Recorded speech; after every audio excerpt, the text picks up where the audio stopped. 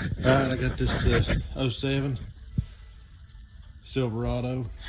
It's a classic body style, Duramax. And sorry for the light there. I've got a p0128 code, which is a low coolant temperature code.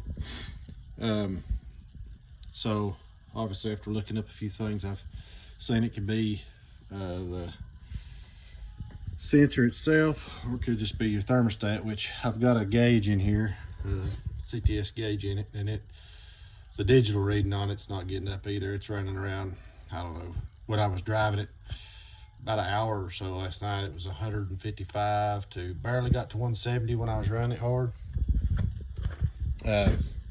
So I don't think it's my sensor. I think it is my thermostat. I did notice a while back that it wasn't getting real warm real quick, so you know that should have been the first sign. I don't know really why the code's just now reading, but anyway, we're gonna dig into it. I've kind of looked into done a little research on it, as I do everything, and we'll kind of see what kind of mess ups I get into, so hopefully you can prevent it. First thing I'm gonna do though is I'm gonna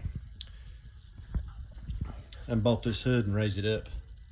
Apparently, and I didn't know this, I've had this truck a while, but they've got those extra holes back there. You can just unbolt it, raise the hood up, get it completely up out of the way. Plus I have a light up there that's obviously not useful, but that hood being there. If you've seen my other videos, I had this little shop set up for that Toyota and got it going, so I had to pull it out of here and stuff this thing in here, and it barely fits. And so anyway, we'll kind of get started here, try to show you. I'm not going to be one to watch and definitely how I do things, because it's going to take forever, but I'll sure try to help all I can. All right, I want to show you something. I'm draining this antifreeze because these things apparently ain't got no plug on the radiator from what I've seen or what I've heard and read. But anyway, if you look right here, you hear some of those videos fuss about it being hard because there's a ring in there and you don't want to mess it up or nothing. But literally, you can stick this bar in there. You can see I've got a little coming out now, and you can just give it a little pry, and you can pretty much control how much you want to come out, how fast you want to come out. I mean, I could see if you wanted to really drain the system, might be, you don't want to take it all the way off, but I'm just trying to get it down enough to get it down out of my thermostat.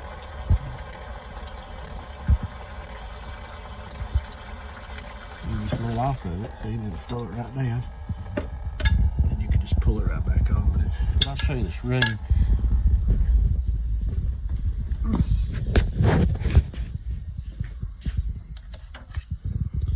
It's just a little ring like that right there. And I mean, it literally popped off with a little bitty screwdriver like that. It's that little piece right here that fits down in that groove. It locks it in. It's not like it's tight or anything. It's not real spring loaded, so it won't come flying out of there.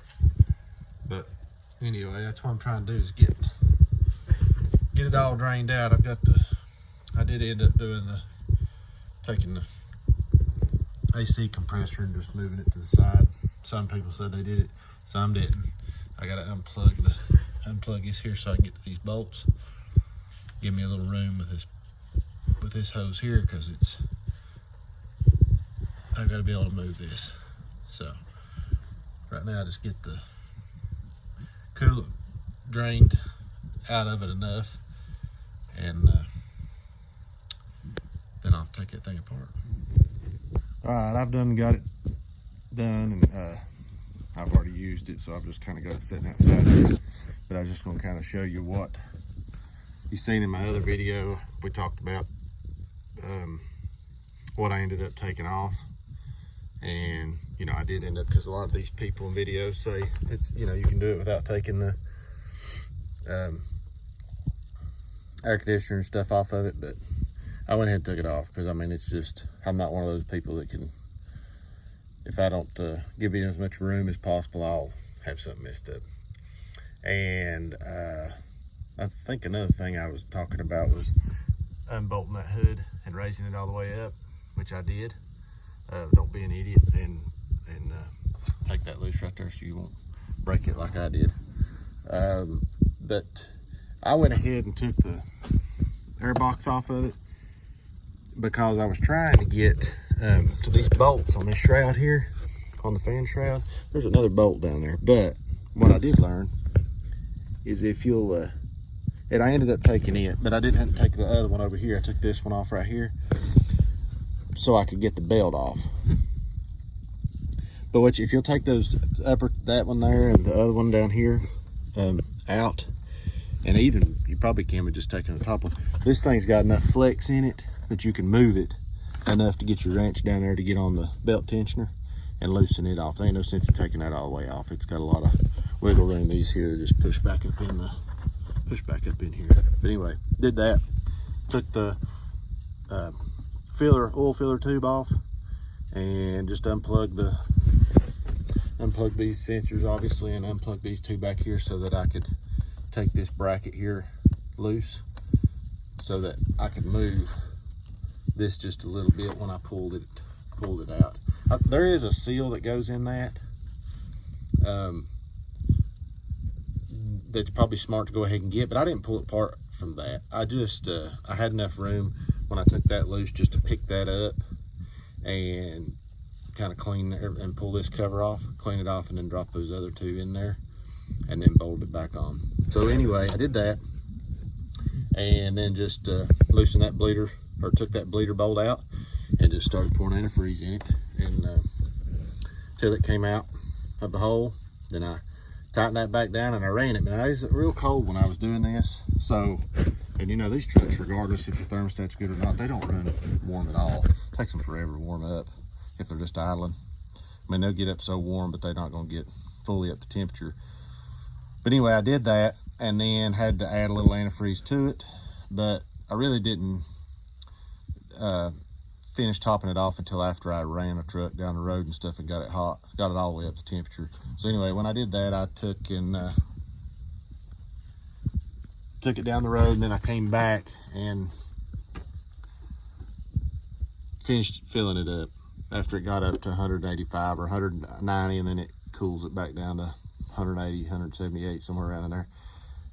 Come back and top that off. So there really wasn't nothing to it. That hose on the bottom that I was showing you went together real easy. That little clip just snaps right in there. If you don't pull it all the way, the whole line off, it's not hard at all.